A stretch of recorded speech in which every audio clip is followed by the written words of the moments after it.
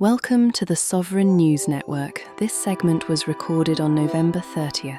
As always, we bring you clear, factual updates from around the world without the noise. Here's your 5-minute brief. Cyclone Ditwah has led Sri Lanka to declare a nationwide state of emergency after days of intense rainfall triggered widespread flooding and multiple landslides across the country. At least 132 people have been confirmed dead and 176 remain missing, with emergency officials noting that many affected areas were hit with little or no warning. Several districts remain fully or partially submerged after major rivers overflowed, pushing water through residential zones and low-lying towns. Rescue crews are still attempting to reach remote communities that were cut off once roads, bridges, and hillside routes collapsed. Officials say relief centres are operating under strain as they work through shortages of clean water, medical supplies, and temporary shelter. With additional rainfall possible, authorities warn that the number of confirmed casualties may increase as teams regain access to isolated regions and assess the full extent of the damage. In financial news, a separate systems failure near Chicago created major disruption across global markets. Global financial markets saw unexpected disruption after a major data center near Chicago experienced a cascading systems failure that halted trading across several exchanges.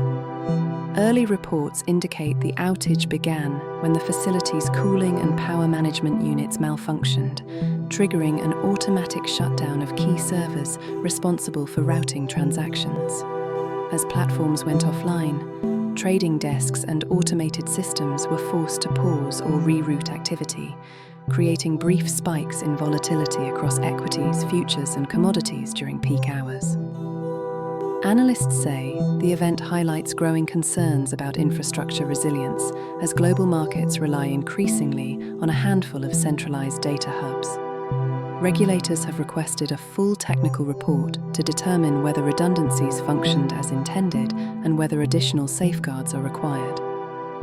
Operators expect core systems to stabilize within the next day, though some delays and reduced liquidity may linger as platforms synchronize and resume normal workflows. In science and technology, researchers reported progress toward long-range quantum communication. A research team has demonstrated photon-based quantum teleportation between semiconductor quantum dots, marking a measurable step toward practical quantum networking. The experiment involved generating entangled photons directly from quantum dot sources and transmitting quantum states between them with higher stability and reduced signal noise compared to earlier trials.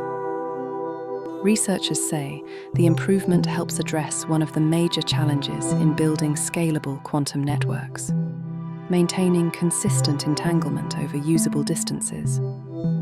According to the team, the method could eventually support secure, ultra-fast communication channels, though substantial engineering work remains before integration with existing fiber optic infrastructure. The findings also suggest that quantum dot platforms may offer a more commercially viable path forward than previously assumed, especially as fabrication processes for semiconductor-based qubits continue to improve. In the medical field, another significant development emerged in pediatric surgery. A surgical team has completed what they describe as the first fully robotic pediatric heart repair, signaling a potential shift in how complex congenital heart conditions may be treated in young patients. The procedure used a dedicated robotic system designed for precise, minimally invasive movements that exceed the fine motor capability of manual techniques. Physicians involved in the operation reported reduced incision size, limited blood loss, and a shorter projected recovery period, all of which are significant advantages for children undergoing cardiac surgery. Specialists say the approach could broaden treatment options for patients who are not strong candidates for traditional open-heart procedures due to age, anatomy, or medical risk factors.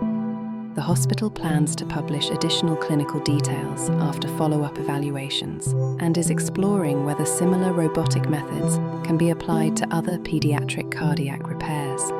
In local community news, firefighters in California responded to an unusual rescue earlier this week. Firefighters in a California suburb rescued a golden retriever that became trapped in a storm drain for nearly 8 hours after prolonged rainfall. Emergency crews responded when neighbors heard faint barking coming from beneath a residential street and notified authorities. Once on scene, firefighters used specialized cutting and detection equipment to locate the dog within a section of the drainage pipe and remove a portion of the structure without causing further harm. The dog was retrieved safely, appearing shaken but physically stable, and was returned to its owners.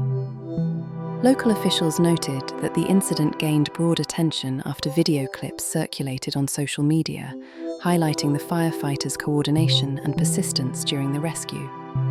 Animal Services later reminded residents to secure pets indoors during heavy weather to prevent similar incidents.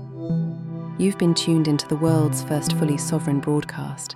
Make sure to like and subscribe for more daily updates and news from around the world. Until we speak again, take care, and may clarity guide your next steps.